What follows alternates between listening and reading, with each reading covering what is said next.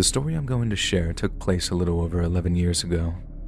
At the time, I was a nurse at one of our local hospitals and working primarily on the cardiology floor. I was a relatively new employee at the facility, so I was taking pretty much any shift I could get. A lot of my shifts were overnight shifts or shifts that started late afternoon and went through to the middle of the night. At the time, I didn't mind, but looking back on it now, I have no idea how I wasn't in bed by 10 p.m. every night like I am now. There are probably 1,000 experiences I've had throughout my career that would make for an interesting story. But there is one that sticks out more than others and still bothers me to this day. On the cardiac floors, we allowed different visitation rules than some of our other floors due to the sometimes unexpected and catastrophic nature of the illnesses. It wouldn't be uncommon to have visitors get approved to stay a majority of the day or night. If a spouse had just experienced a heart attack, it was natural to have someone stay the night even if they had been stabilized and moved to our floor. There was one particular patient who had their spouse with them for 2 to 3 days as they recovered and worked to get discharged and released home. They were both very nice people, especially my patient who still remains one of the sweetest people I'd ever met. Her husband, who was nice enough even from the beginning, seemed to have something a little off. I remember the wide smile that he would have when talking to me or coworkers.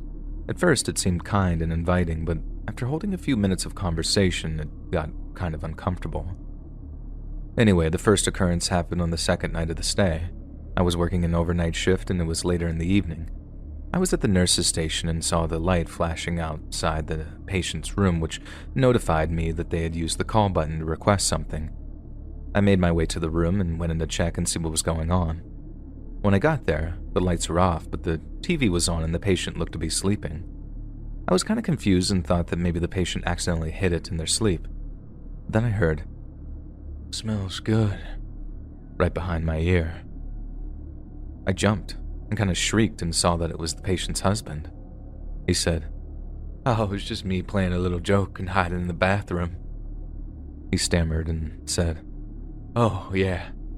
Sorry, your hair smells good." I just kind of stood there in silence for a second and replied, Please let me know if there's anything else either of you need. Just only use the call bell if you guys actually need assistance, okay?" I left the room and went back to the nurse's station, which sat directly across from a bank of elevators. The location was annoying because the old elevators made a loud noise when they went up or down. A few hours had passed and the elevator was making its oh-so-lovely sound again, and it dinged to open the doors to our floor. I looked around the desk, but no one was there and the doors closed and the elevator went back down. Weird, right? Well, this happened 5 more times in a row, so I finally decided to see who was messing around and calling or sending the elevator. I got into the elevator and it went down to the second floor where the doors opened.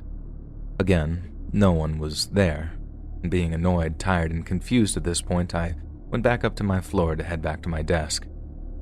When I got back up, the elevator had thankfully stopped its constant noise and movement. However, when I reached for my cup of water, I noticed a folded piece of paper. I thought maybe it was something I left in on one of the patient's rooms, or that it was something that I wrote down that I didn't want to forget to do. But when I unfolded it, it said, "For my favorite nurse," with a small drawing of a rose or some type of flower. I sat it down and looked around to see if there was anyone around. I didn't see anyone outside of another nurse who was all the way at the other end of the hallway coming out of another room. Thankfully, I was able to keep myself busy for most of the night, and it was almost time for me to hand off my patients to the next shift. As I was finishing some paperwork, I felt a feeling like someone was behind me or I was being watched. I sat up in my chair and kind of looked around and saw a head sticking out of the doorway of a patient's room. Yep, it was the smells good person from earlier in the night. As soon as he saw my gaze going that way, he popped his head back into the doorway. I angled my chair so that I could see the room, but it still looked like my head was facing my computer. And every so often, I could see a head popping out of the doorway and then darting back into the room. I tried to ignore it the best I could so I could just finish my shift and go home and get some sleep.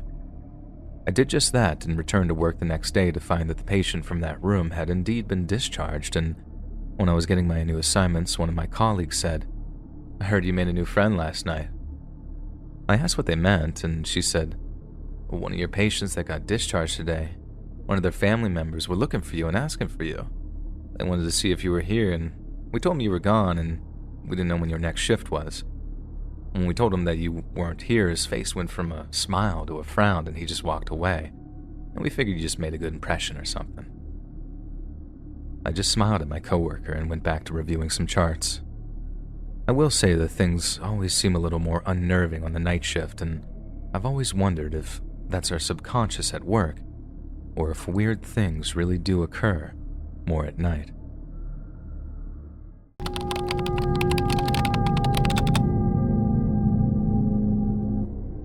I live in Northern Virginia, a town around an hour outside of DC, and because of Corona and quarantine, I've been at home with my parents delivering pizza for a job.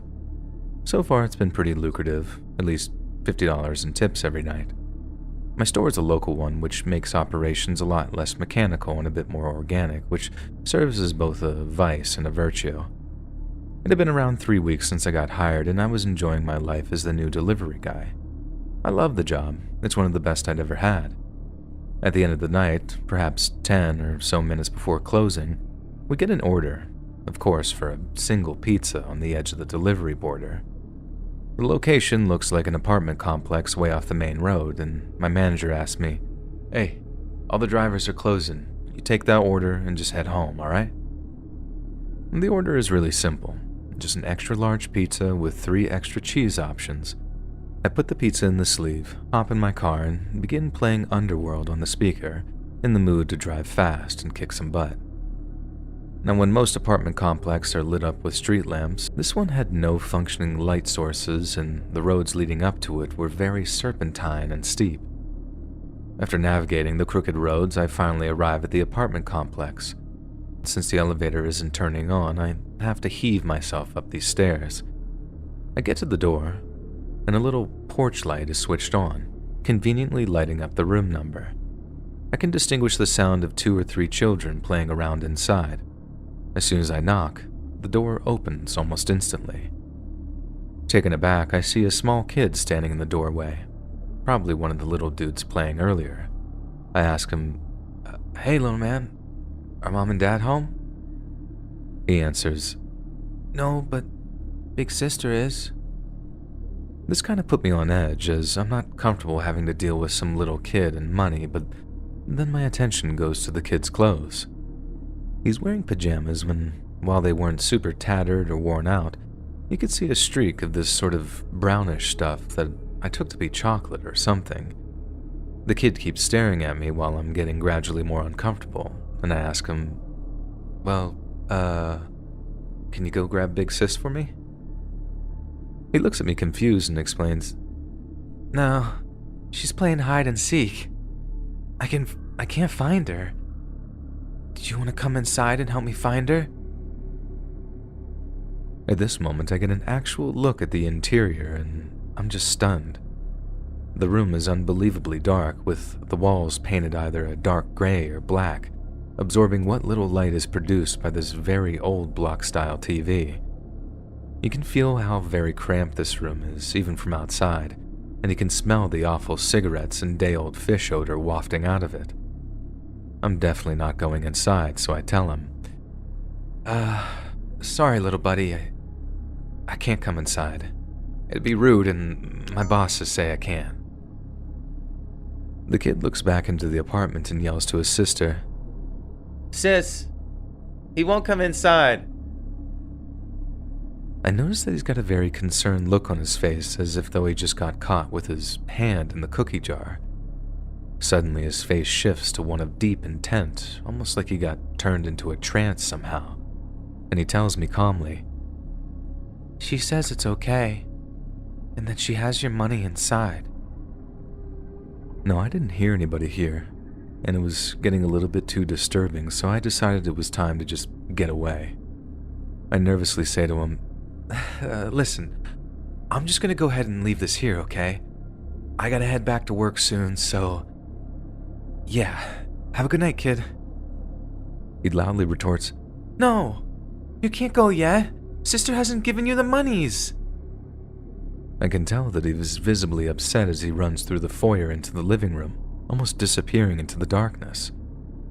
The rancid, fishy cigarette smell from earlier is getting even more intense, and along with a pressure unlike I've ever felt before. I'm getting extremely uncomfortable at this point, and I start kneeling to complete the contactless delivery procedure. As I take the pizza and begin setting it on the ground, I notice a single cockroach emerging from the door. I get up to stomp on it as I don't want it getting in the pizza box. As I raise my foot, it ceases moving like it had accepted its fate somehow. As my sole comes in contact with the insect, an ear-splitting, inhuman wail reverberates off the walls of the interior, piercing my eardrums. I remember being overwhelmed by a primal fear and hearing the little kid inside saying something like, "Sissy, no, he didn't mean it." I start hearing scuttling from down the hall and I decided to evacuate. I was kind of surprised at my corporate senses being active still, as I still took a second to put the pizza on the doorstep before bailing out. As I'm bolting down the stairs, I guess I must have stepped on another cockroach because another shriek chased me down the stairs. I faintly hear the kid's voice giggling. "Come back, mister. I have your monies right here."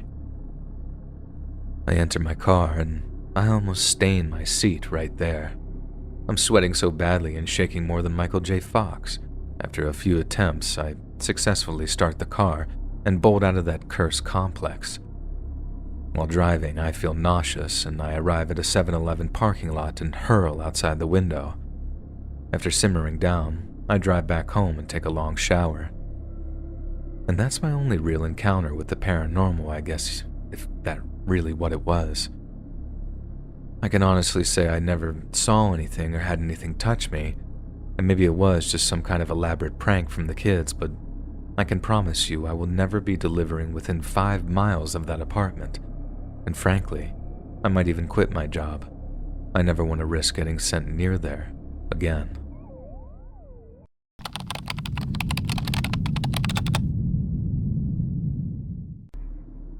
I got a few work-related stories from my hometown I can post. This first one happened when I was a 20-year-old college student.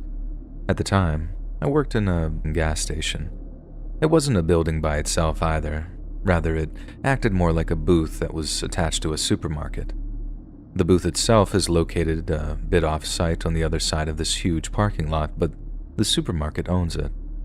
The booth faces the store, but it has a huge woodland area directly behind it. The door to the booth faces left into the woods, and I know I'm being overly specific, but this is important. So the window in the booth is bulletproof, but only covers the front so you can't see directly to the left or right of the booth. At the time of this experience, I'd been working at the station for maybe a few months, when all of a sudden, this nasty storm hit the area one night. The rain was so bad that you could barely see 10 feet in front of you, and it was flooding all over the place. But the supermarket, being desperate for money, refused to close the booth down, so I showed up for my typical 5 to 11 p.m. shift in the pouring rain. 3 hours into my shift, the power goes out due to the storm, which by this point has gotten downright apocalyptic. It's pitch black out there, and the rain is coming down hard, so I decided to sit tight in the booth while I wait for a manager or something to either let me go or to fix the power. Of course, this means the phones are down, so I can't call in the store, and nobody in their right mind is buying gas, so I decided to start doing my booth chores like cleaning the counter, counting cigarettes, tidying the drawer, etc. Now, this next part will require a bit more background information, so bear with me.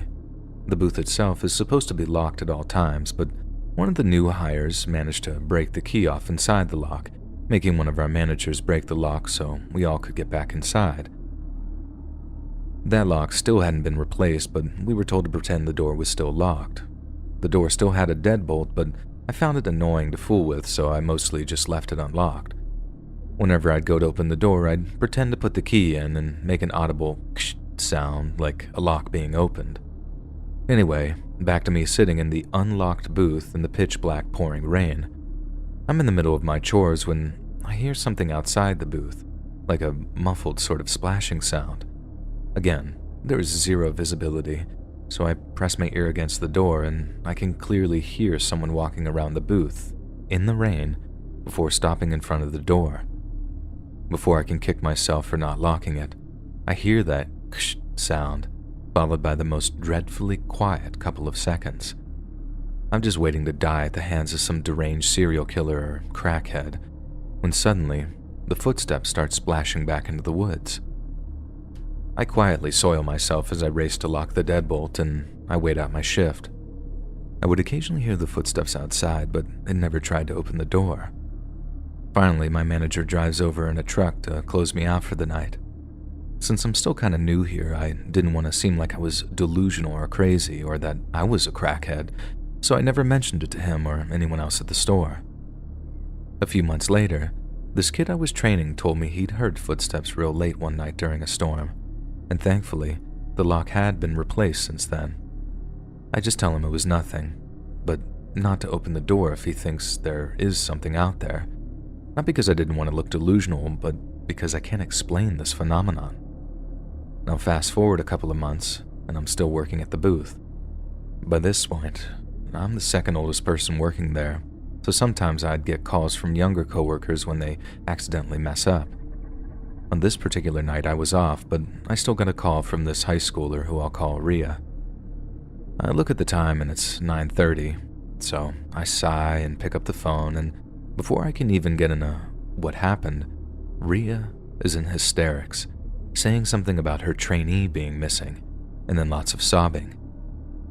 Confused, if not a little agitated that she called me first, I try to get her to call the cops or something if he's been kidnapped, but she insists that she can't call the cops because they wouldn't believe her. So, my next line of thinking is to ask her why she hasn't told a manager, and she cries some more and says that they wouldn't understand. More agitated than confused, I agreed to go out there and calm her down. I get dressed, go out there, and park next to the booth. There were no customers around, and the girl was just standing in the booth, staring at the door. She spots me, opens the door, and starts sobbing, telling me to hurry inside. Eventually, I got her to stop crying long enough to tell me what happened. Apparently, she was training this new guy, Matt, who was an older guy about my age, and she said, the dude felt off, like a robot or something, and kept staring at her all dazed. Several times he would stop talking mid-sentence and ignored her attempts to address it. At this point, she's getting real uncomfortable and is about to call into the store about him when he starts sort of humming, she says. She described it as kind of like as if someone was attempting to imitate a purring cat, like they were breathing heavily and buzzing at the same time. So she reaches for the phone, and he reacts by grabbing her hand and just staring at her. She starts bawling at this point, begging him to stop, and he lets go of her hand, then opens the door, and just sprints off into the woods out of sight. She said he came back a few minutes just before I got there and asked to be let back in, but she refused, so he just ran back into the woods. At this point, I'm either thinking he picked up on the meth phase that the neighborhood was slinging around or that she's being dramatic. Regardless, the story sounded pretty dangerous and we needed to call the cops or something at least. I tell her we're going to call the cops and then we're going to walk outside and wait for them, but she doesn't want to go outside. She says that she can almost feel him waiting out there. Tired, irritated, and not really buying the story, I just say screw it. She can stay in the booth and call the cops while I make sure the tree line is clear. I take this weak little flashlight that I stashed out there after the first story and go outside to start scanning the tree line. I barely begin shining the light around when, suddenly, the hair stands up on the back of my neck as I hear this humming noise. She described it rather well, too, because it sounded kind of like cicadas mixed with breathing. I look inside the booth and she's curled up in the chair, staring to my left. I didn't even look where she was staring, I just immediately booked it back to get inside. But I left the keys with her, and she's not getting up to let me in. I'm pounding on the door while screaming at her to let me in, and the humming stops abruptly as I hear something behind me and to the left. It's Matt. He's standing just on the edge of the trees. My panic intensifies, and at this point, Rhea finally lets me into the booth, and I immediately deadbolt the thing shut. All of a sudden, Matt is right outside asking to be let back in. He says he's sorry, and then he got a bit nervous back there and he begins circling the booth while he just repeats the same couple of excuses, asking to come in. This continues for maybe 5 minutes before the cops arrive, and Matt just begins to run off into the woods again. I end up having to explain to both the cops and our manager what happened, leaving out the weird humming. As far as I know, Matt never showed up, so they fired him and Rhea quit eventually, and that was the end of it. I was never particularly close to Rhea since she was still in high school when I was in college, so we never got to talk about what happened. I have no idea what happened that night though. Maybe Matt was just some doped up meth junkie who was capable of making some really weird noises. I'll never know. I guess it could explain why he bolted out of there when the cops began to show up, but that day is still quite a mystery to my mind. Our official merch store is finally here. If you want to support more of our channel, check out our merch shop. The link is in the description down below. See you on the next video.